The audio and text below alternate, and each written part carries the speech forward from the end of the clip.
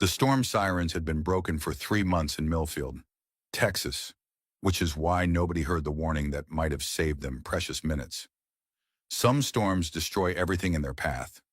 Others reveal what was already broken beneath the surface.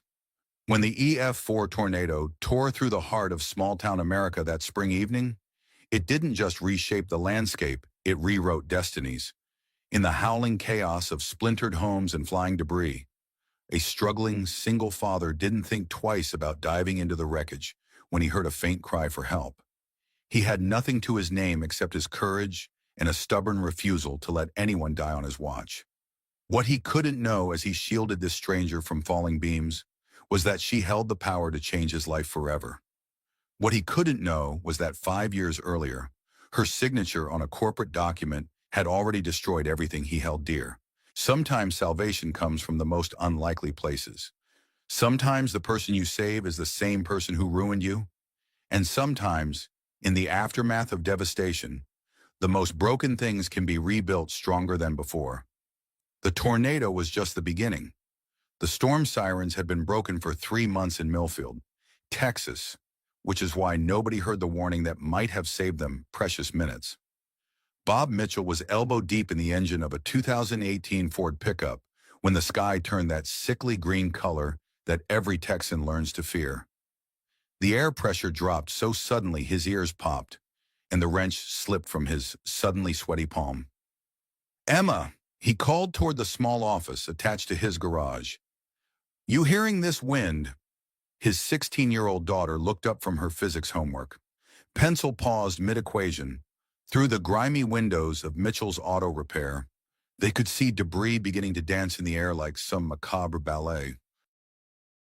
Tree branches, loose shingles, and what looked like someone's patio furniture tumbled past in the increasingly violent wind.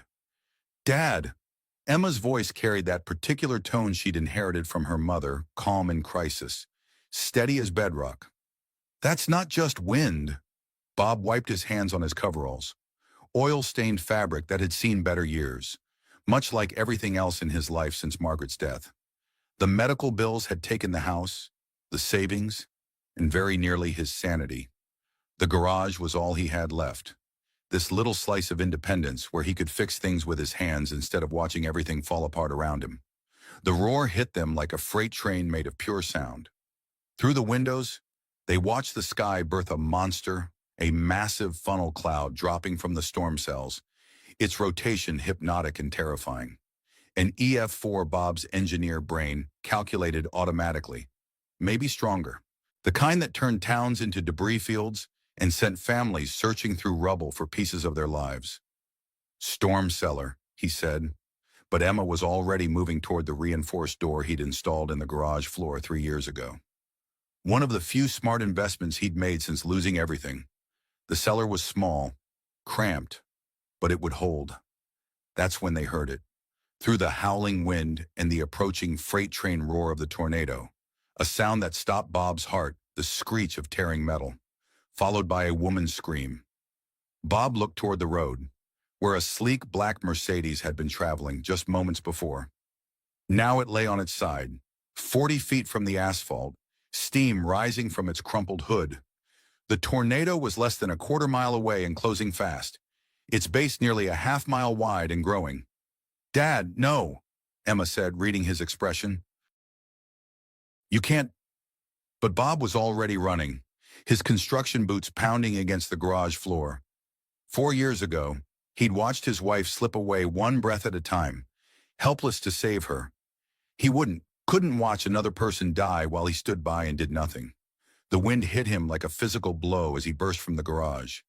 Debris pelted his shoulders and back gravel, small branches, pieces of someone's roof. The Mercedes lay crumpled against an oak tree that had probably been growing since before Texas was a state. Through the spider-webbed rear window, he could see movement. "Hold on," he shouted, though his voice was instantly swallowed by the storm's roar. The car's frame had buckled, pinning the driver's door shut. Bob scrambled around to the passenger side, where the impact had popped the door partially open. Inside, a woman in an expensive business suit was trapped. Her left arm caught beneath the twisted dashboard, blood trickling from a cut on her forehead. She was conscious, her dark eyes wide with shock and pain, but very much alive. And she was looking at him like he was either an angel or a madman for being out in this storm. "Can you move?" Bob shouted, pulling on the passenger door.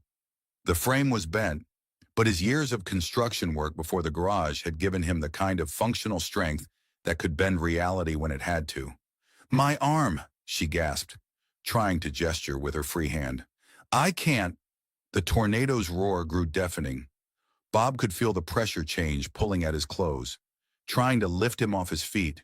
Trees were snapping like toothpicks in the distance, and he could see the dark funnel clearly now, maybe 200 yards away and eating up ground fast. "I'm going to pull you out," he said, reaching across her to examine how her arm was trapped. The dashboard had folded down, pinning her wrist, but it looked more like pressure than actual crushing damage. "This is going to hurt." She nodded, clenching her jaw in preparation. Bob braced himself against the car frame and pulled, using leverage instead of brute force. The dashboard shifted just enough, and the woman cried out as her arm came free. Bob could see it was badly bruised but not obviously broken. "Can you run?" he asked. "I think so." Bob helped her from the car, immediately wrapping his arm around her waist as the wind tried to knock them both down. She was smaller than he'd expected, maybe 5'6" in her expensive heels, but she moved with purpose despite her obvious pain. They half ran, half stumbled toward the garage, fighting wind that seemed determined to peel them away from the earth. Bob could hear Emma screaming his name from somewhere ahead, though he couldn't see her through the flying debris.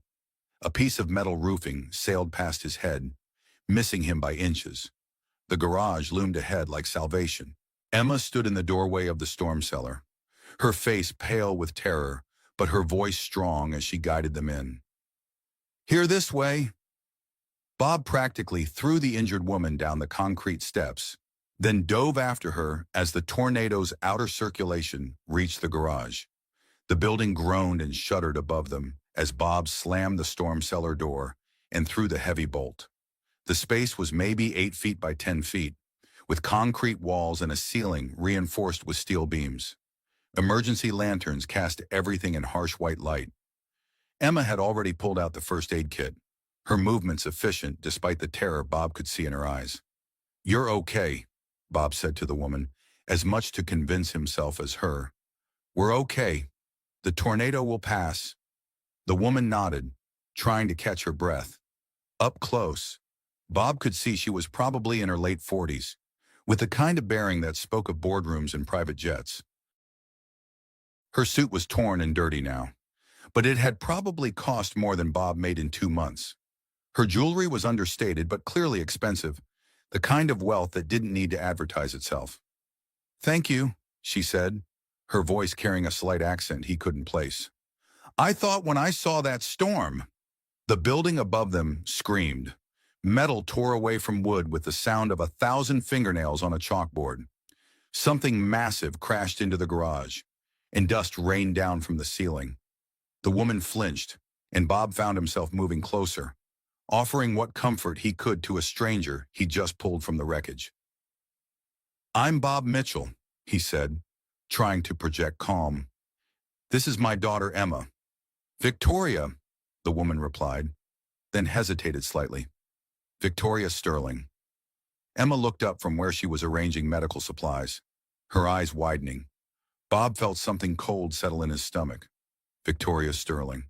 He knew that name, though he'd never seen her face in the society pages or business magazines. Victoria Sterling, whose family company had bought out half of Texas over the past decade. Victoria Sterling, the mysterious billionaire who'd inherited one of the largest private fortunes in America and then essentially vanished from public view. Victoria Sterling, whose company had destroyed his life. Above them, the tornado completed its work. The roar faded to a rumble, then to the sound of wind and settling debris. In the sudden relative quiet, Bob could hear his own heartbeat, fast and hard. He looked at the woman Victoria sitting on the storage bench, holding her injured arm and trying to stop the bleeding from her forehead cut. She had no idea who he was, no idea that 5 years ago, Sterling Industries had acquired the aerospace company where Bob had worked as a senior engineer, developing satellite guidance systems for NASA. No idea that when Margaret's cancer had required months of treatment, leaving Bob to balance a demanding career with caring for his dying wife. Sterling's efficiency experts had marked him as non-essential personnel and eliminated his position. No idea that her company's decision had cost him his career, his house, his savings, and very nearly his sanity. "Are you hurt badly?" Emma asked Victoria, moving closer with the first aid kit. Bob's daughter had her mother's gift for putting people at ease, a natural empathy that made everyone feel cared for. "I don't think so," Victoria replied, managing a weak smile. "Bruised ribs, maybe a sprained wrist. Nothing that won't heal." She looked at Bob. "Thanks to your father, I owe him my life." Bob said nothing, his mind racing. Above them, the garage was probably destroyed. His business, his livelihood. The only thing standing between him and complete financial ruin gone. And here sat the woman whose corporate empire had already taken everything else from him. But as he watched Emma gently clean the cut on Victoria's forehead, as he saw the gratitude and vulnerability in this powerful woman's eyes, Bob felt the anger that had sustained him for 5 years begin to crack. She wasn't the cold corporate titan he'd imagined. She was just a person, hurt and scared and grateful to be alive. "The storm's passed," Bob said finally. "Let's see what's left up there." When they emerged from the storm cellar 20 minutes later, Millfield looked like a war zone. Bob's garage was gone, not damaged, but completely gone, as if it had been erased from the earth. The oak tree that had stopped Victoria's car was now a splintered stump. Down Main Street, he could see that the tornado had cut a path of destruction nearly a quarter-mile wide through the heart of town. Victoria stood beside him, surveying the devastation with the same stunned expression he was sure he wore. Emma moved between them, her young mind already processing, planning, figuring out what came next.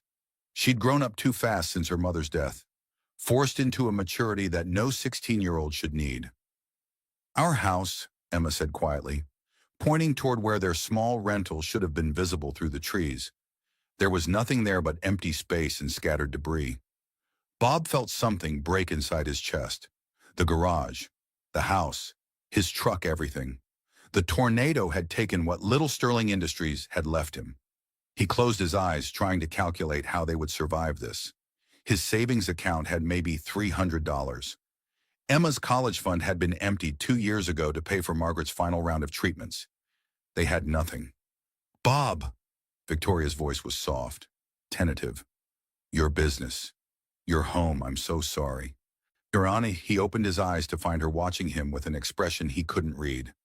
Concern, certainly, but something else.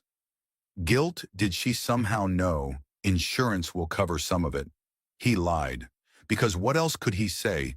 That he'd let the business coverage lapse to afford Emma's school supplies? That the house insurance was basic at best and wouldn't come close to replacing what they'd lost? "Dad," Emma said, her voice carefully controlled. "What about—" She stopped herself, but Bob knew what she was thinking. "What about MIT? The acceptance letter had come 2 weeks ago, along with the financial aid package that would cover tuition, but left them responsible for room, board, and living expenses. Money they didn't have even before the tornado." "We'll figure it out," Bob said, though he had no idea how. Victoria was looking between them, clearly understanding more than she was saying. "Is there somewhere you can stay, family?" Bob shook his head. Margaret's sister lived in California, but they'd never been close. His own family was scattered, and none of them had resources to help. "The Red Cross will set up shelters," he said. "We'll manage." But Victoria wasn't listening. She was staring at something in the debris field, her face pale. Following her gaze, Bob saw a piece of metal that looked like it had come from her Mercedes, a license plate, bent but readable. Below it, scattered papers fluttered in the wind like dying birds. "My briefcase," she said, starting toward the debris. "I need—" Bob caught her arm gently. It's not safe. There could be downed power lines, gas leaks. We should wait for emergency crews. She looked at him, and for a moment he saw past the corporate composure to something that might have been fear. You don't understand. Those papers, they're important. More important than your life, Bob asked, because that's what you're risking going out there. Victoria stared at the scattered documents, her jaw working as if she was fighting some internal battle. Finally, she nodded. You're right. Of course. You're right. In the distance, they could hear sirens, emergency vehicles navigating the debris-choked streets, trying to reach people who might be trapped or injured. Bob thought about his neighbors, about Mrs.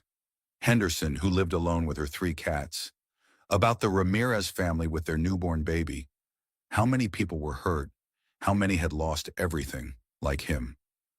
We should help, Emma said, echoing his thoughts. There might be people trapped. Bob nodded, proud of his daughter's instinct to think of others, even in their own crisis. Victoria, you should get that head wound looked at by a paramedic. Emma and I'm coming with you. Victoria interrupted. I want to help. Bob started to protest she was injured. She wasn't dressed for disaster relief. She was Victoria Sterling. For God's sake, but something in her expression stopped him. Determination, maybe, or need. The need to do something useful, something that mattered, something that wasn't about corporate profits or quarterly reports. All right, he said, but we stay together, and we're careful. They spent the next 6 hours moving through the devastation, calling out for survivors, helping clear debris from trapped vehicles, directing emergency crews to people who needed medical attention. Victoria worked alongside them without complaint, her expensive suit getting progressively dirtier as she lifted boards and called out encouragement to frightened children. Bob watched her throughout the day, his mental image of the cold corporate executive steadily crumbling. This woman knelt in the mud to comfort an elderly man whose house had been destroyed. She gave her bottled water to a crying toddler whose parents were frantically searching for their cat. She used her cell phone to help coordinate rescue efforts, calling in resources with an efficiency that spoke of someone accustomed to making things happen. By evening, they were exhausted. The immediate search and rescue was winding down, replaced by the longer-term work of assessing damage and beginning recovery. Bob sat on the steps of what had been Millfield's post office, watching emergency crews work by floodlight. Emma dozed against his shoulder, worn out by the emotional and physical demands of the day. Victoria approached, moving carefully. Her injured arm was in a makeshift sling now, and the cut on her forehead had been properly bandaged by a paramedic. She looked as tired as Bob felt. They're setting up an emergency shelter at the high school, she said. Red Cross is bringing in cots and food. Bob nodded. The high school was one of the few large buildings that had escaped major damage. It would house dozens of families tonight, maybe for weeks while people figured out what came next. What about you? Bob asked. Your people must be looking for you by now. Victoria was quiet for a long moment. I told my assistant I was taking a few days off. Driving to Houston for meetings? No one knows where I am. There was something in her voice, a note that Bob couldn't quite identify. Relief, fear. He studied her profile in the harsh emergency lighting. They'll worry. Maybe. She turned to look at him. Bob, what you did today pulling me from that car, helping everyone here.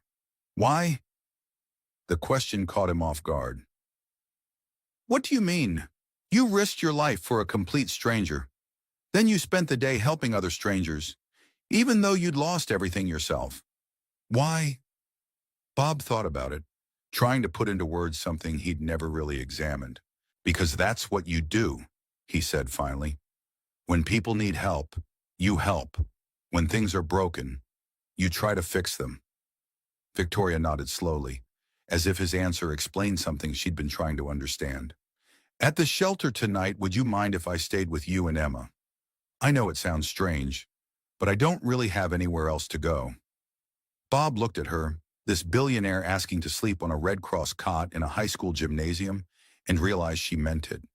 For whatever reason, Victoria Sterling, one of the wealthiest women in America, genuinely had nowhere else to go. "Of course," he said, "we'd be glad to have you." What he didn't say was that having her there made him feel less alone, less overwhelmed by the magnitude of what they were facing. Margaret used to say that shared troubles were half as heavy, and shared joys were twice as bright. Tonight, with everything they owned scattered across 3 counties by a tornado's fury, Bob found unexpected comfort in the presence of a stranger who had become something more. A stranger who, he was beginning to suspect, was running from something just as devastating as any natural disaster. The Millfield High School gymnasium smelled of industrial disinfectant and too many people in too small a space. Red Cross volunteers had arranged cots in neat rows, creating the illusion of privacy with carefully hung blankets and respectful distances. The sounds were what got to you: dozens of whispered conversations, crying babies, the rustle of emergency blankets, and underneath it all, the weight of collective grief and uncertainty. Bob lay on his narrow cot, staring at the ceiling. To his left, Emma slept the deep sleep of exhaustion, one arm flung over her eyes to block out the emergency lighting that never quite went dark. To his right, Victoria lay curled on her side, her injured arm tucked carefully against her body. She wasn't sleeping either. "Bob," her voice was barely above a whisper. "Are you awake?" "Yeah. I've never been in a place like this. A shelter. I mean..." Bob turned his head to look at her. In the dim light, with her hair disheveled and her expensive suit replaced by donated Red Cross clothing, she looked younger, more vulnerable. "Most people haven't. It's not what I expected." "What did you expect?" Victoria was quiet for so long that Bob thought she might have fallen asleep. Then, despair, I guess. Hopelessness. "But that's not what I see here." Bob followed her gaze across the gymnasium. She was right. Despite losing everything, people were helping each other. Mrs. Henderson was teaching a group of restless children card games. The Ramirez family was sharing their dinner with an elderly couple who had no family in town. Teenagers were helping younger kids with homework by flashlight. "That's Millfield," Bob said softly. "We take care of each other." "Is that why you stayed after?" She stopped herself. "After what?" Another long pause. "Nothing. I'm sorry. I'm just tired." But Bob had heard something in her voice, a note that suggested she knew more than she was saying. He propped himself up on one elbow, studying her face in the dim light. "Victoria, do we know each other, I mean, from before today?" She met his eyes and he saw her internal struggle play out across her features. Fear, guilt, and something that might have been longing. "No," she said finally. "We've never met." Bob knew she was lying, but he couldn't push. Not here. Not when she was injured and exhausted and as displaced as he was. But something was going on. Some connection he was missing. "Tell me about Emma," Victoria said, clearly changing the subject. "She's remarkable. That composure during the storm, the way she helped people today, she gets that from you." "From her mother, mostly." Bob's voice softened the way it always did when he talked about Margaret. "Margaret was a nurse. She had this way of making people feel safe, even when everything was falling apart. What happened to her? Cancer, ovarian. By the time they caught it, it had spread too far."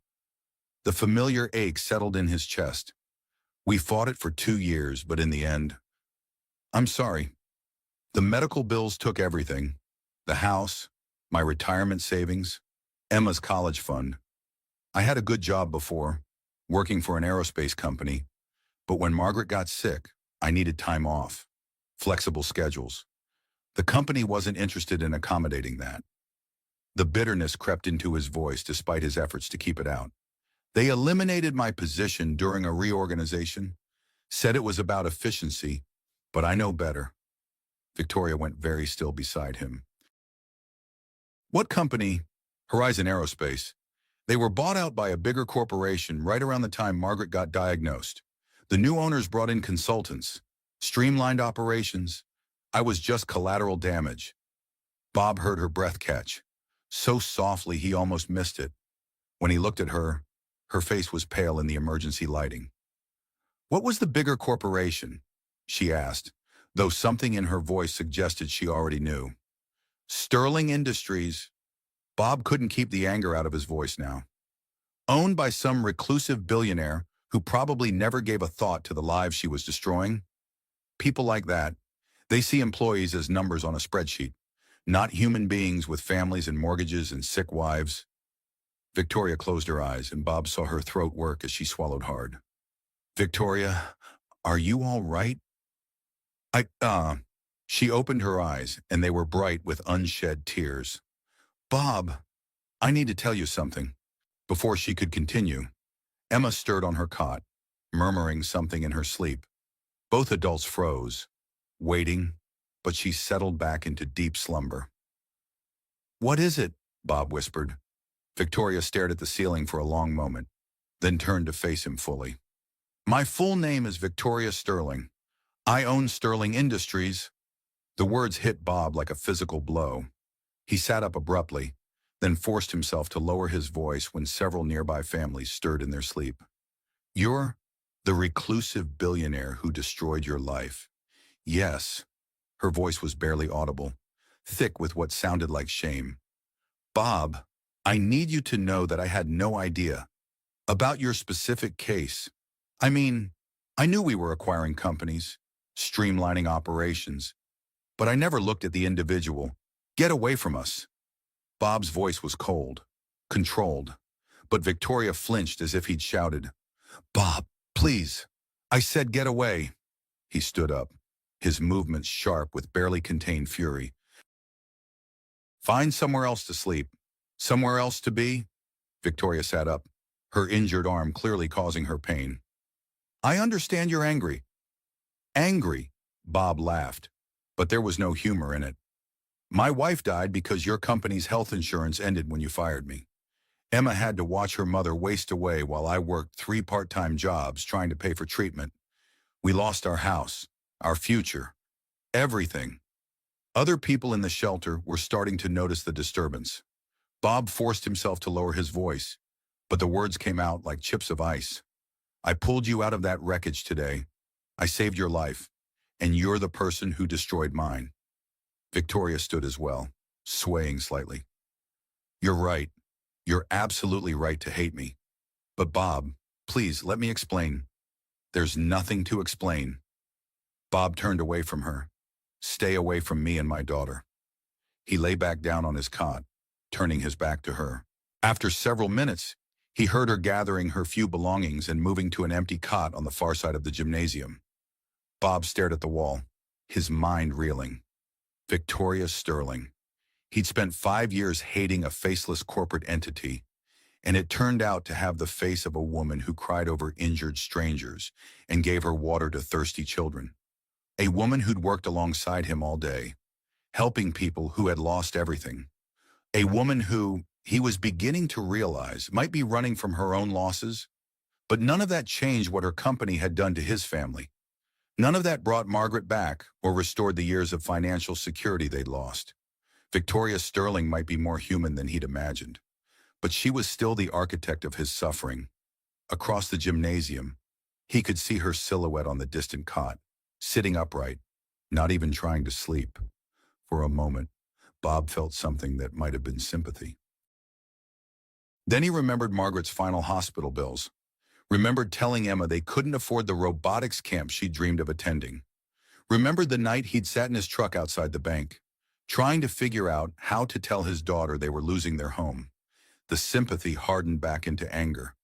Victoria Sterling could sleep wherever she wanted, but she was no longer welcome near his family. Morning came too early and too bright, streaming through the gymnasium's high windows and illuminating the organized chaos of the emergency shelter. Bob woke to the sound of volunteers distributing coffee and donuts, their cheerful voices a jarring contrast to the subdued conversations of displaced families planning their uncertain futures. Emma was already awake, sitting cross-legged on her cot and staring across the gymnasium. Bob followed her gaze and saw Victoria's empty cot, sheets folded with military precision. She left early, Emma said quietly. Around 5 a.m. I heard her talking on her phone. Bob felt an unexpected stab of something, not guilt, exactly, but unease. He'd been harsh last night, though she'd deserved it. Hadn't she, Dad? Emma's voice carried that particular tone that meant she was about to say something he probably didn't want to hear. I know who she is. Bob sat up, running his hands through his hair. Emma. Victoria Sterling. I recognized the name when she introduced herself, but I thought it was a coincidence. Then I heard what you two were talking about last night. You were supposed to be asleep. Emma gave him a look that was pure Margaret, patient but implacable. Dad, I'm not 10. I know what Sterling Industries did to us. I know why you had to give up engineering and open the garage. I know why we moved to the rental house and why you work 7 days a week. Bob studied his daughter's face, seeing again how much older she'd grown than her 16 years. So you understand why? I understand why you're angry, Emma interrupted. But Dad, she saved my life yesterday. What are you talking about? Emma pointed toward the far corner of the gymnasium, where a section of the ceiling had partially collapsed during the night. Emergency crews were cleaning up debris, including chunks of concrete that would have been directly over Emma's cot. Around 4 a.m., part of the roof started groaning. Victoria heard it first and woke everyone up in that section. She made sure we all moved before it came down. Emma's voice was matter-of-fact, but Bob could see the fear in her eyes. If she hadn't been awake, hadn't been listening. Bob stared at the debris field, his mind racing. A piece of concrete the size of a bowling ball lay exactly where Emma's head had been just hours ago. Where did she go? He asked. I don't know. She just gathered her things and left. But Dad, Emma hesitated. I think she was crying. Before Bob could respond, a commotion near the gymnasium entrance drew their attention.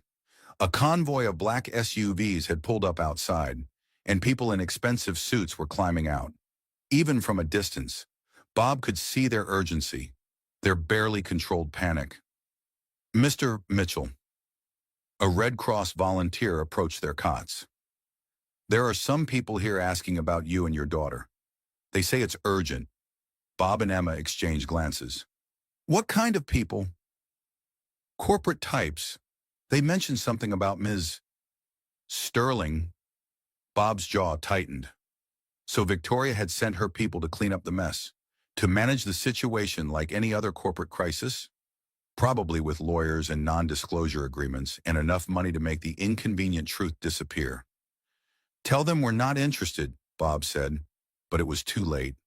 A man in an expensive suit was already striding across the gymnasium, flanked by 2 security personnel. He moved with the kind of purposeful arrogance that Bob associated with corporate executives, the ones who'd sat across from him 5 years ago, and explained that his position was being eliminated for the good of the company. Mr. Mitchell, I'm Harrison Webb, Ms. Sterling's assistant. I need to speak with you about a matter of urgent importance. There's nothing to discuss, Bob said, standing up. Whatever Ms. Sterling is offering, we're not interested. Harrison looked confused. I'm sorry, sir, but I think there's been a misunderstanding. I'm not here about an offer. I'm here because Ms. Sterling is missing. Emma stood up beside Bob. Missing. She left the shelter early this morning and hasn't returned to her hotel. Her phone is going straight to voicemail, and her security detail lost track of her vehicle. Harrison's professional composure cracked slightly. Mr. Mitchell, you were the last person to have an extended conversation with her. Did she say anything about where she might go? Bob felt the anger drain out of him, replaced by concern he didn't want to acknowledge. How long has she been gone? 6 hours? In normal circumstances, that wouldn't be cause for alarm. But Ms. Sterling hasn't been herself lately. Her behavior has been increasingly erratic, and after yesterday's trauma, Harrison trailed off. But Bob could fill in the blanks. Victoria was running from something, and yesterday's tornado had pushed her over some kind of edge. What kind of erratic behavior? Emma asked. Harrison hesitated, clearly debating how much to reveal. Ms. Sterling has been talking about making major changes to Sterling Industries. Radical restructuring that would essentially give away billions of dollars in assets. The board is concerned about her mental state, especially after her husband's death 5 years ago. Bob's mind raced. Victoria's husband had died 5 years ago, right around the same time Margaret had gotten sick. Right around the time Sterling Industries had acquired Horizon Aerospace. While Bob had been watching his wife waste away from cancer, Victoria had been dealing with her own devastating loss. She didn't say where she was going, Bob said finally, but she was upset when she left. Upset about what? Bob glanced at Emma, who gave him an encouraging nod. She told me who she was. About Sterling Industries. We didn't part on good terms. Harrison's expression grew even more concerned. What exactly did you discuss? For a moment, Bob considered lying, giving some sanitized version that wouldn't reveal the depth of his anger or Victoria's obvious guilt. But Emma was watching him with Margaret's eyes, and he could almost hear his wife's voice. Tell the truth. Bob, the truth is always better than the alternative. I told her that her company destroyed my family, Bob said quietly. That my wife died because Sterling Industries fired me and ended our health insurance. That she was responsible for 5 years of struggle and loss. Harrison went pale. Oh God, Mr. Mitchell, you have to understand, Ms. Sterling didn't know. She's been trying to track down the families affected by the acquisitions from that period. She's been working with lawyers and accountants to make restitution. What are you talking about? The radical restructuring I mentioned. Ms. Sterling has been liquidating non-essential assets to create a fund for families impacted by Sterling Industries' expansion in the early 2020s. She's identified nearly 200 families who lost jobs or benefits during that period.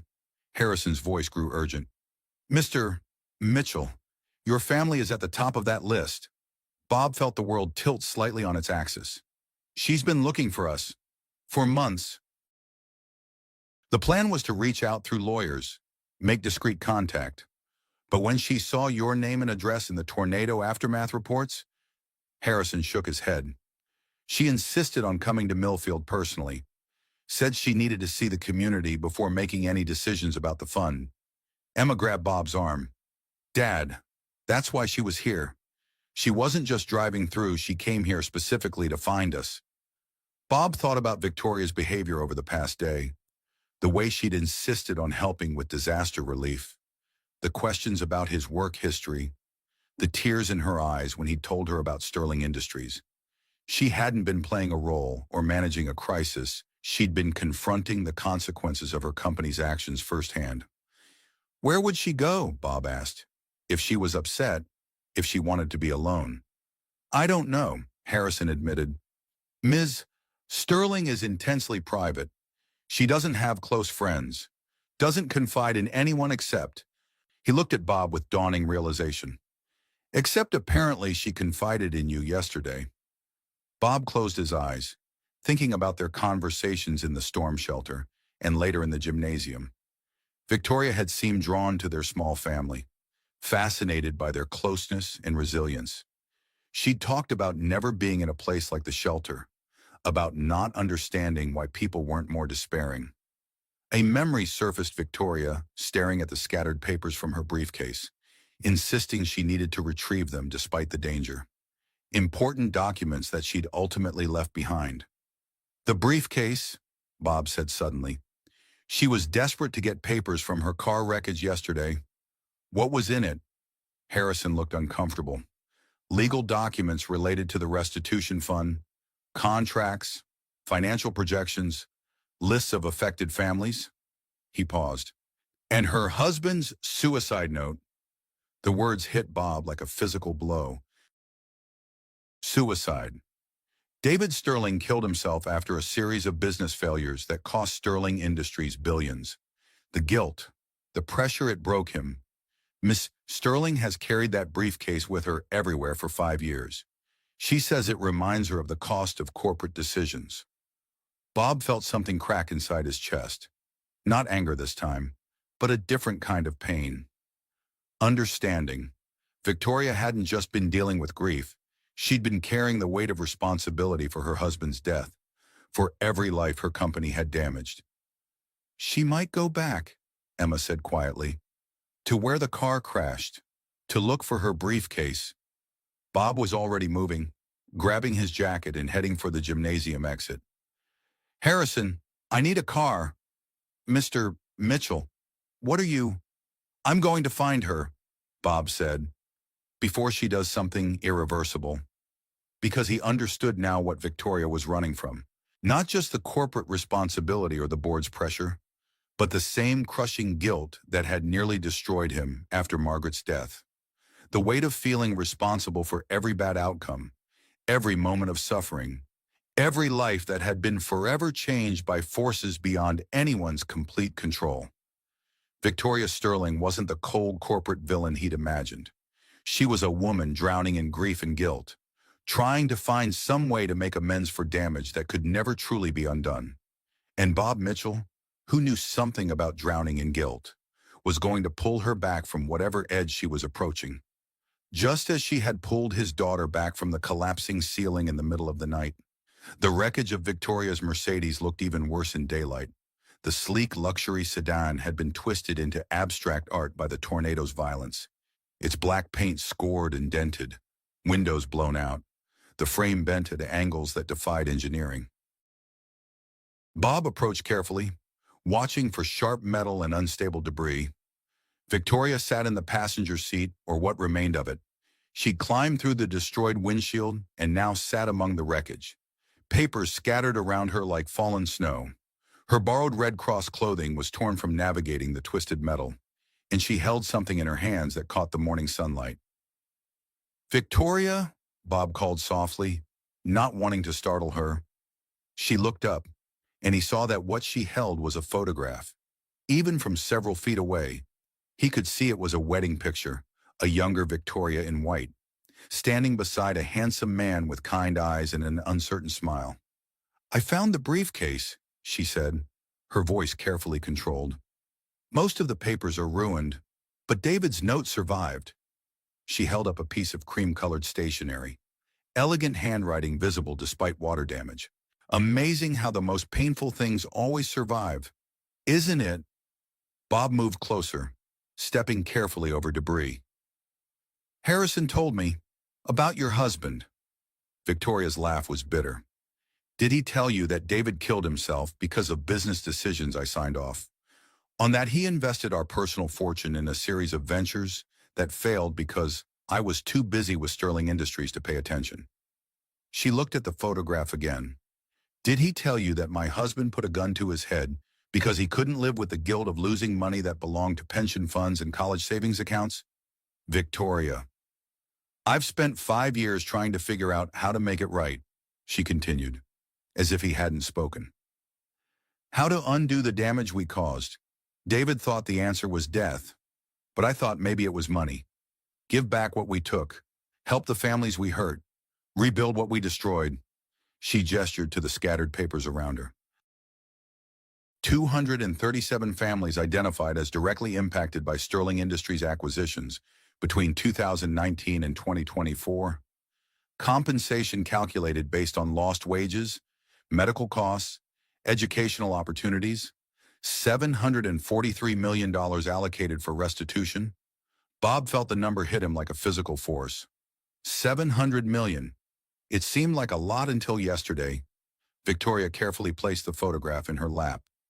Until I met a man who risked his life to save a stranger, who spent his day helping people he'd never met, who raised a daughter so remarkable that she makes me believe in the possibility of goodness again. She looked up at him, her eyes bright with tears. You could have let me die in this car. Bob, you had every reason to. Sterling Industries destroyed your life. And I signed the paperwork. I approved the acquisition that cost you your job, your wife's health care, your family's future. Victoria, you didn't know ignorance isn't innocence, she said firmly. I chose not to know. I chose to trust other people to handle the details while I focused on the big picture, the quarterly reports, the stock prices. I chose to build walls so high that I couldn't see the lives being destroyed in my company's shadow. Bob sat down on a piece of debris, studying her face. The corporate composure was completely gone now, replaced by raw vulnerability and pain. So what happens now? You disappear. Let guilt eat you alive the way it did your husband. Victoria flinched as if he'd slapped her. Maybe that would be justice. Justice for who? Bob's voice grew sharp. For the families you're trying to help. For the $700 million that would just sit in some corporate account instead of changing lives. For Emma, who was planning to give up her MIT dreams because we can't afford college. Victoria looked at him in surprise. Met him. Full academic scholarship, Bob said, pride creeping into his voice despite everything. But we can't cover room and board, living expenses. She was going to stay in Texas, go to a local school, take out massive loans. He paused. Yesterday, before the tornado, she told me not to worry about it, that she'd figure out a way. Do you know what that means? It means my 16-year-old daughter was planning to sacrifice her dreams to protect me from more financial stress. Bob, so don't talk to me about justice. Victoria, justice isn't you sitting in a wrecked car feeling sorry for yourself. Justice is making sure Emma gets to MIT.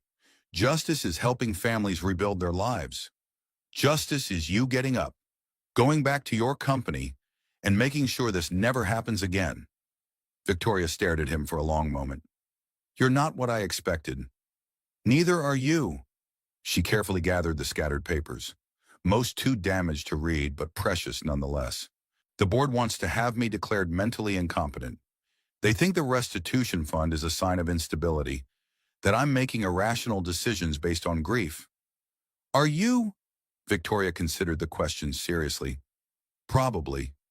But I've been making rational decisions for 5 years, and they led me to sitting alone in a mansion, eating dinner for one every night, surrounded by wealth that feels more like a prison than a blessing.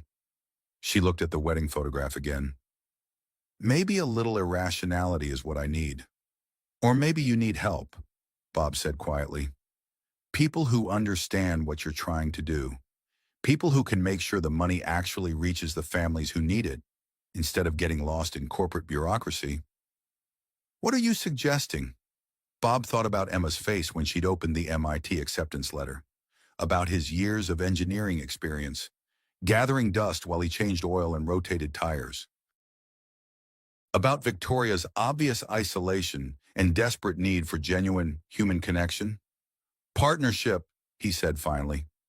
You have resources and good intentions. I have real-world experience with what families like mine actually need. Emma has the kind of brilliant, innovative mind that could help design programs that actually work. Victoria stared at him. You want to work with me after what my company did to your family. I want to work with you because of what your company did, Bob corrected.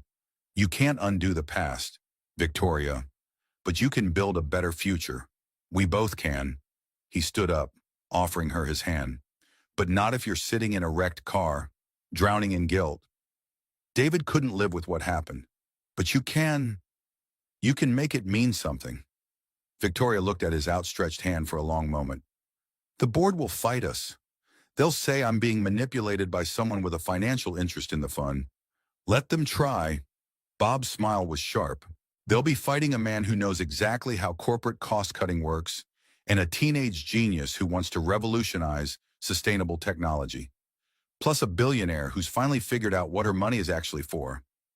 Victoria took his hand, letting him help her up from the wreckage. This is insane. The best things usually are. As they walked away from the destroyed Mercedes, Victoria clutching her husband's photograph and the surviving documents, Bob felt something he hadn't experienced in 5 years' hope. Not just for Emma's education or their financial future, but for the possibility that tragedy could be transformed into purpose. Behind them, the tornado's path of destruction stretched across Millfield like a scar. But ahead, the town was already beginning to rebuild, neighbors helping neighbors, strangers becoming friends, communities discovering their own resilience. Sometimes the storm was just the beginning of the story. The Sterling Industries boardroom had never seen anything quite like this. Around the polished mahogany table sat some of the most powerful executives and lawyers in Texas, their expensive suits and careful composure forming a stark contrast to the three people facing them from the other side. Victoria sat at the head of the table in her position as CEO, but she was flanked by Bob Mitchell in his only good shirt and tie, and Emma Mitchell in her best dress clothing they'd bought that morning with the emergency funds Victoria had quietly arranged. The teenagers sat with perfect posture, a laptop open in front of her, looking every bit as professional as the adults around her, despite being 30 years younger than anyone else in the room. "This is highly irregular," said board member Charles Hartman, his voice carrying the particular disdain that wealthy men reserved for situations they couldn't control. "Ms. Sterling, bringing outsiders into a board meeting. Mr. Mitchell and his daughter are not outsiders," Victoria interrupted smoothly. "They are consultants hired to advise Sterling Industries on our community development initiatives. Their expertise in real-world impacts of corporate restructuring is precisely what this board has been lacking." Bob watched the subtle power play with fascination. This was Victoria in her element, corporate predator, disguised as gracious host, steel wrapped in silk.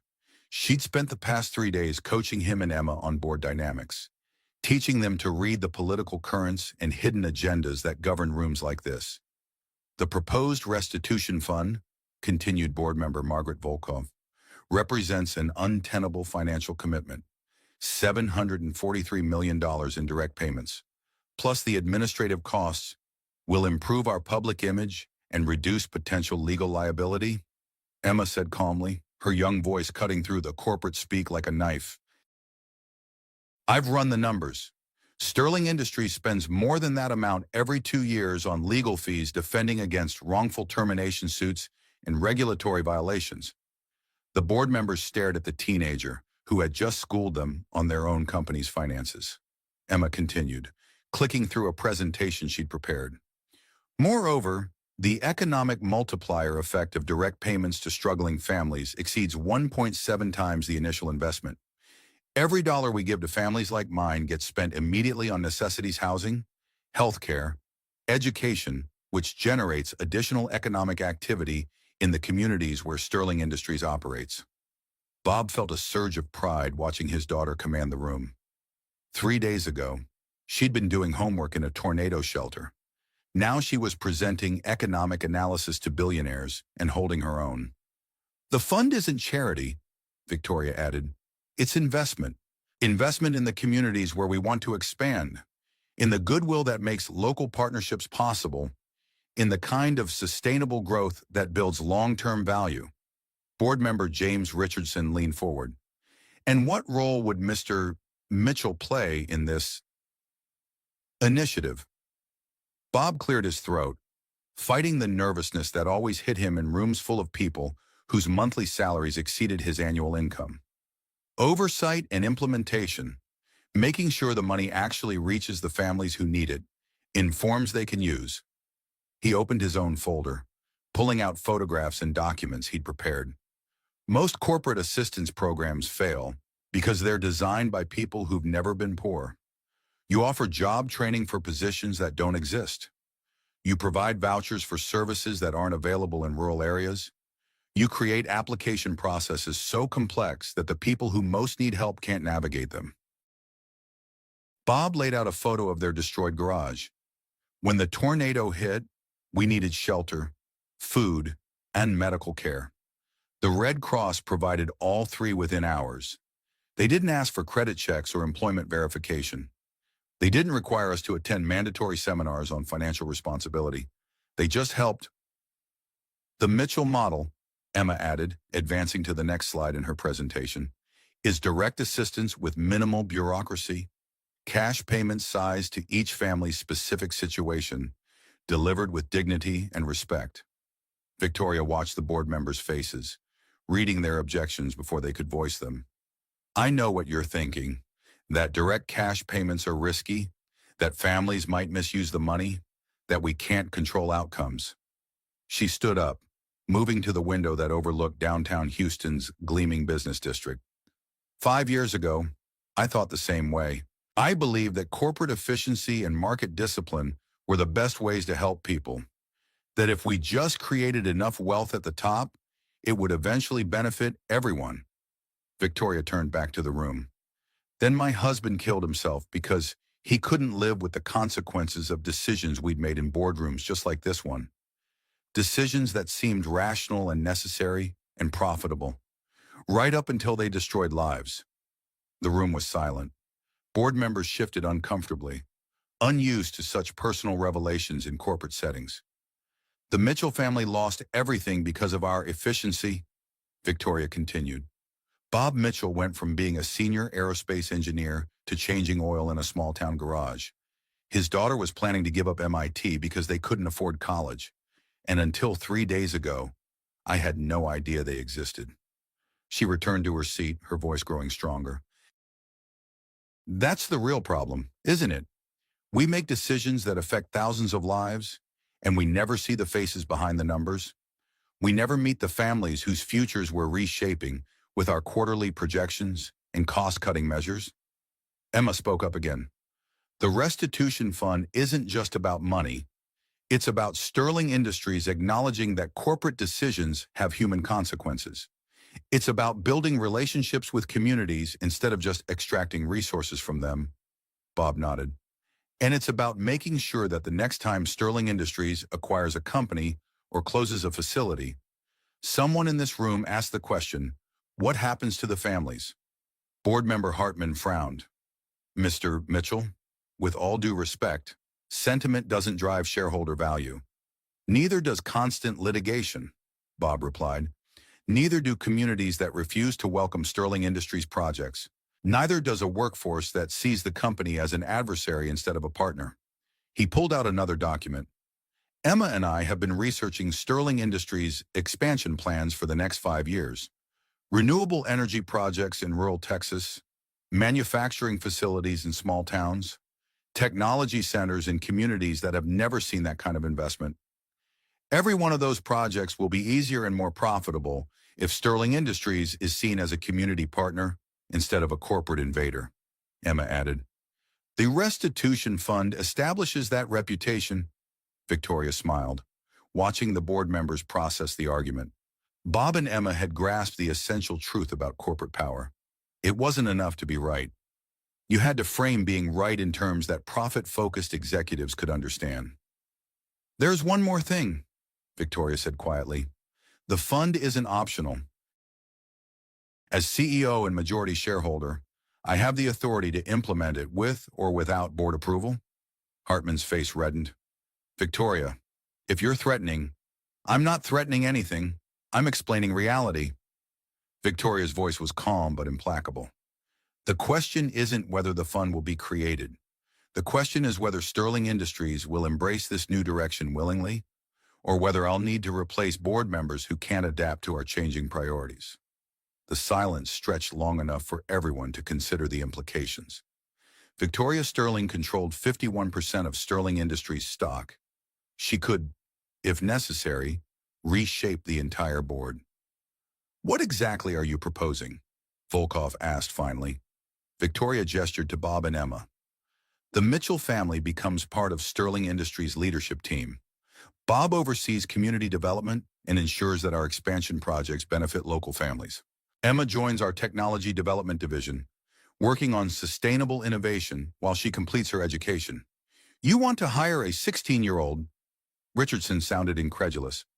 I want to hire a brilliant engineer who understands how corporate decisions affect real people, Victoria corrected. Someone who can help us build technology that serves communities instead of displacing them. Emma spoke up. My first project would be developing early warning systems for communities in tornado zones, improving emergency communications, creating distributed shelter networks, using satellite technology to provide advance warning even in areas with limited infrastructure, Bob added, and making sure that Sterling Industries' disaster response capabilities are available to any community where we operate. Not as charity, but as part of our commitment to being good neighbors. Victoria looked around the table, reading the board members' faces. Hartman still looked skeptical, but Volkov and Richardson were clearly intrigued. The others were waiting to see which way the political winds would blow. "The fund launches next month," Victoria announced. "The Mitchell family will be our first beneficiaries and our partners in designing delivery systems for all the others. Board members who want to be part of this initiative are welcome. Those who don't can submit their resignations whenever convenient." She stood up, signaling the end of the meeting. "Bob, Emma, let's talk about implementation details. We have work to do." As they left the boardroom, Bob felt the same sense of unreality that had been haunting him for 3 days. Monday morning, he'd been a struggling garage owner facing financial ruin. Thursday afternoon, he was walking out of a corporate boardroom as a partner in a $750 million initiative. "Think they'll fight us?" he asked Victoria quietly. "Some will," she replied, "but they'll lose. Money talks in rooms like this, and I have more money than they do." Emma looked up from her laptop, where she was already sketching out plans for tornado warning systems. "Plus, they know we're right, even if they don't want to admit it," Victoria smiled, watching the teenager who had impressed a room full of executives with her combination of brilliance and moral clarity. "Emma, can I ask you something?" "Sure." "When you were planning to give up MIT to protect your father from more financial stress, how did that feel?" Emma considered the question seriously. Terrifying, but also kind of inevitable. When you love someone, you do whatever it takes to protect them. Victoria nodded slowly. "That's what I've been missing. The part about love. Corporate decisions always seem easier when you don't love the people they affect." Bob reached out and took Victoria's hand, a gesture that would have seemed impossible a week ago. "So we build something different. Something that remembers love." As they walked through Sterling Industries' gleaming headquarters, planning a future that none of them could have imagined a week earlier, Bob thought about the tornado that had brought them together. Destruction followed by unexpected grace, loss transformed into possibility. Sometimes the storm really was just the beginning of the story. The wedding was supposed to be simple, just family and close friends, in the backyard of the house Bob and Victoria had built together on the outskirts of Millfield. But simple was a relative term when one of the participants was Victoria Sterling, and the guest list had grown to include governors, senators, several Nobel Prize winners, and what seemed like half the population of Texas. "Dad, you look nervous," Emma said, adjusting Bob's tie for the third time. At 19, she'd grown into the brilliant young woman everyone had predicted she'd become, splitting her time between MIT's doctoral program and Sterling Industries' Innovation Lab. Her latest project, a network of community resilience centers that combined tornado shelters with technology hubs, was being implemented across the Midwest. "I'm not nervous," Bob lied, tugging at his collar. "I'm just overwhelmed." Through the window of the bedroom that had become his dressing room, he could see the chaos of preparation outside.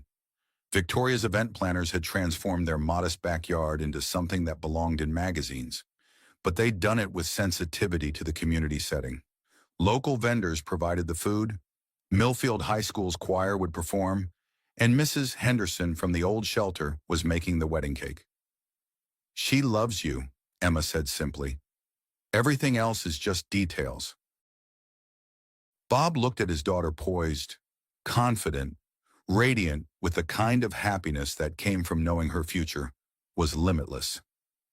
3 years ago, she'd been prepared to give up her dreams to protect him from financial stress. Now she was revolutionizing disaster preparedness technology and dating a young physicist who made her laugh until she snorted. "How did we get so lucky?" he asked. Emma smiled. "We almost died in a tornado. You rescued a billionaire. She turned out to be the person whose company had ruined our lives. You both got over your issues and fell in love. And now Sterling Industries is the most respected corporation in America for community development." She shrugged. "Pretty standard love story." "Really?" Bob laughed, feeling some of the tension leave his shoulders. "When you put it like that..." A knock at the door interrupted them. Harrison Webb, now Victoria's chief of staff and one of Bob's closest friends, peeked in. "5 minutes, Bob. Victoria's ready when you are." Bob nodded, taking a deep breath. Outside, he could hear the string quartet beginning the processional music. In a few minutes, he would walk down an aisle lined with people whose lives had been changed by the Sterling Mitchell partnership. As the media had dubbed their collaboration, there was the Rodriguez family from the original tornado shelter, whose son was now attending Stanford on a Sterling Industries scholarship. The construction crew from Bob's old garage, who now operated one of the most successful green building companies in Texas. The board members who had initially opposed the restitution fund, several of whom had become genuine friends as they'd seen the program's success. And scattered throughout the crowd were representatives of the 237 families who had received assistance through the fund, not just money, but partnerships, opportunities, and ongoing support that had helped them rebuild their lives. "Dad," Emma said softly, "look." Through the window, Bob could see Victoria emerging from the house. She wore a simple white dress that somehow managed to be both elegant and approachable, much like Victoria herself had become over the past 3 years. Her hair was styled loosely, and she carried a bouquet of wildflowers that she'd picked herself that morning. But what took Bob's breath away wasn't her beauty, though she was undeniably radiant. It was her smile, genuine, unguarded, full of joy and anticipation. The corporate armor was completely gone, replaced by a woman who had learned to let herself be vulnerable, to trust, to love without reservation. "Time to go," Harrison said gently. Bob kissed Emma's forehead, then followed Harrison downstairs and out to the backyard. The guests rose as he appeared, but Bob barely noticed them. His attention was fixed on Victoria, walking toward him with that incredible smile. When she reached him, Victoria handed her bouquet to Emma and took Bob's hands. Her fingers were steady, but he could feel the slight tremor that meant she was as moved as he was. "Hi," she said quietly. "Just for him." "Hi yourself." The ceremony was conducted by Judge Martinez from Millfield's courthouse, a woman who had known Bob since Emma was small and who had watched Victoria integrate into their community with growing respect and affection. "We're gathered here today," Judge Martinez began, "to celebrate something that started with disaster and grew into something beautiful. Bob and Victoria found each other in the aftermath of destruction, and they've spent the past 3 years proving that even the worst storms can lead to new beginnings." Bob listened to the familiar words, but his attention was focused on Victoria's face. 3 years ago, she'd been a woman in hiding, isolated by wealth and guilt. Now she was surrounded by genuine friends, engaged in work that gave her life meaning, planning a future built on love and partnership. "The vows," Judge Martinez prompted. Victoria went first, her voice clear and strong. "Bob, you saved my life in that tornado. But more than that, you saved me from the prison I'd built round myself. You taught me that wealth without purpose is just elaborate poverty, and that the most valuable thing I could ever possess was your trust." She squeezed his hands. "I promise to love you with the same courage you showed when you ran into that storm. I promise to build our future together with the same care you put into raising Emma. And I promise that whatever challenges we face, we'll face them as partners." Bob felt his throat tighten with emotion. "Victoria, when I pulled you from that wreckage, I thought I was just doing what anyone would do. But you showed me that saving someone's life is just the beginning. You have to help them live it, too." His voice grew stronger. "You gave me back my purpose, my profession, my faith in the future. But most importantly, you gave me a partner who shares my belief that the most important thing we can do is take care of each other." He smiled. "I promise to love you through whatever storms come our way. I promise to keep building something beautiful with you. And I promise that our home will always be a place where love wins. By the power vested in me by the state of Texas," Judge Martinez said, her voice warm with affection, "I now pronounce you husband and wife. Bob, you may kiss your bride." The kiss was soft, sweet, and full of promise. Around them, the crowd erupted in cheers and applause. Emma was crying happy tears that sparkled in the afternoon sunlight. Harrison was grinning like a proud parent. Even some of the Sterling Industries board members were wiping their eyes. As they broke apart, Victoria laughed with pure joy. So what now, Mr.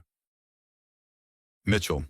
Bob looked around at their friends and family, at the community they'd built together, at the daughter who was beaming with pride and happiness. Now we dance, Mrs. Sterling Mitchell, and then we keep building something wonderful. The reception lasted until well after midnight, filled with stories and laughter, and dancing under string lights that turned the backyard into something magical. Bob danced with Emma, with Mrs. Henderson, with board members and construction workers and tornado survivors who had become extended family. But his favorite dance was the last one, when the crowd had thinned and the cleanup crew was working quietly around them. Victoria in his arms, moving slowly to music that existed only in their shared contentment. "No regrets?" she asked, echoing the question she'd posed on the night he'd proposed. Bob thought about the long journey that had brought them here from the storm that had nearly killed them both to this moment of perfect happiness. The path had been complicated, sometimes painful, often uncertain, but it had led to this love, partnership, purpose, and the promise of building something lasting together. "None," he said, spinning her slowly under the stars. "Not a single one." In the distance, the lights of Millfield twinkled like earthbound stars. The community they'd helped rebuild and strengthen was sleeping peacefully, secure in the knowledge that tomorrow would bring new opportunities, new connections, new possibilities for growth and hope. And in a backyard in Texas, two people who had found each other in the aftermath of disaster danced to the music of a future they would write together, one day at a time, one act of love at a time, one shared dream at a time. The storm had passed. The rebuilding was complete. Now came the best part of all, living happily ever after. The Sterling Mitchell Community Innovation Center in Millfield buzzed with activity as Emma put the finishing touches on her presentation. At 24, she was the youngest department head in Sterling Industries history, but no one questioned her qualifications anymore.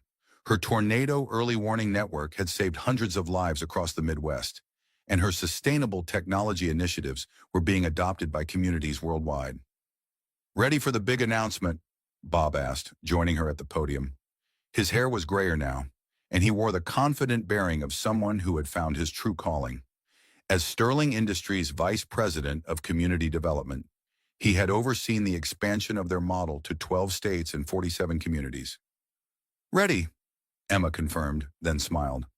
"Though I still can't believe Victoria managed to keep this secret for 6 months." Victoria approached from across the room, moving carefully.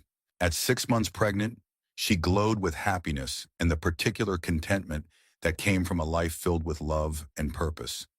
Her transformation from isolated billionaire to community leader and devoted wife had been so complete that sometimes Bob forgot she had ever been anyone else. "Places, everyone," Victoria called to the gathered crowd. "Time for the big reveal."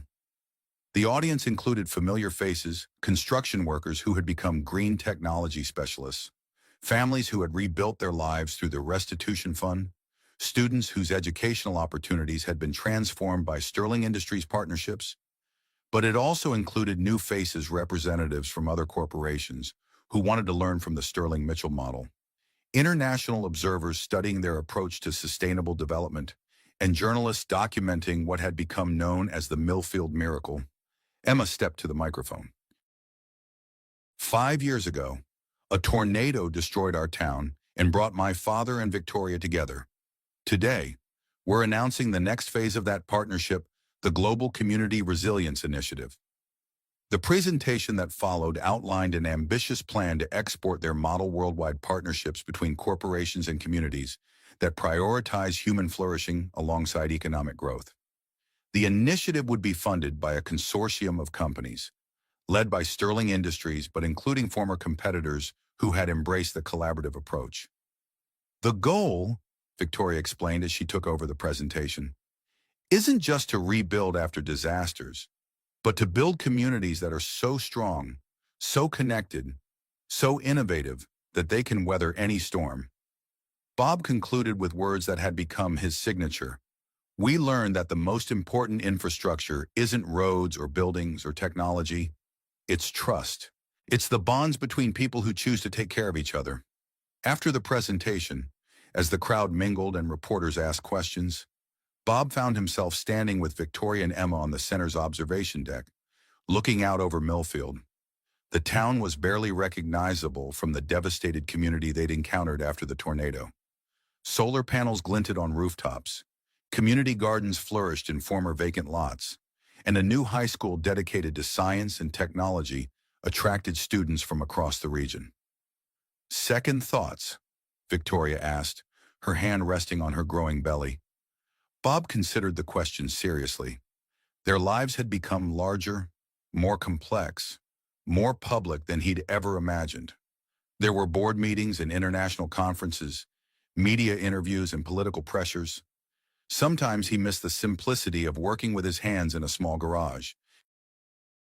But then he thought about the families they'd helped, the communities they'd strengthened, the innovations they'd fostered. He thought about Emma's excitement as she tackled increasingly ambitious projects, about Victoria's joy in work that fed her soul as well as her bank account. And he thought about the child on the way, the son or daughter who would grow up in a world where corporate power and community values weren't seen as opposing forces, where business success was measured not just in profits but in lives improved and futures brightened. No, he said, pulling both women close. No second thoughts, just gratitude. As the sun set over Millfield, painting the sky in shades of gold and pink, the three of them stood together planning their next adventure. The storm that had brought them together was long past, but the work of building something beautiful would continue for the rest of their lives.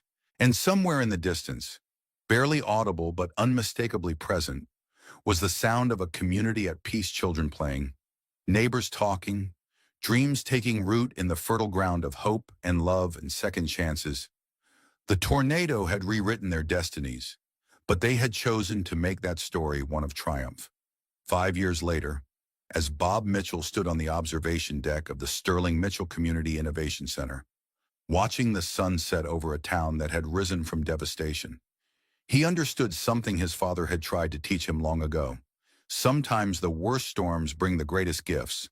The tornado had taken everything: his business, his home, his sense of security. But in the wreckage, he'd found something infinitely more valuable. Not just love, though Victoria had become the partner he never thought he'd have again. Not just prosperity, though their work had lifted hundreds of families from financial ruin. He'd found purpose. Victoria Sterling could have remained hidden behind her fortress walls, drowning in guilt and isolation. Instead, she chose to step into the storm, literally and figuratively, to face the consequences of her company's actions. She chose vulnerability over safety, connection over control. Emma would never have to sacrifice her dreams for her father's financial struggles. More than that, she was building a future where other brilliant young minds wouldn't have to choose between family loyalty and personal ambition. The restitution fund had helped 237 families rebuild their lives. But perhaps the most important transformation was the simplest three broken people who learned that healing happens when you stop building walls and start building bridges. What